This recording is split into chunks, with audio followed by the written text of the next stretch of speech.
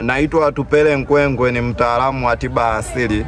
Mjoko wangu, kuna hela nimeituma kimakosa kwenye namba yako, umeiona?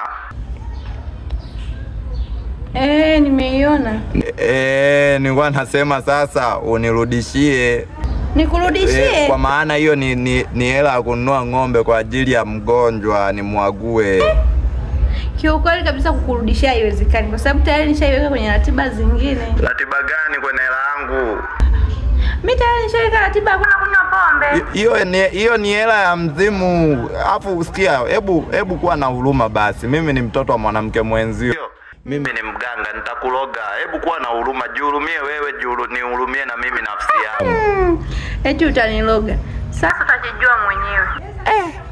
Hebu kuwa basi muelewa. Mimi ninataka kwa ajili ya mgonjwa. Ni mgonjwa nataka nimwague, kwa hiyo ng'ombe. Bwana usinichoshe. Unakataje sasa? Unakataje hela ya mzimu?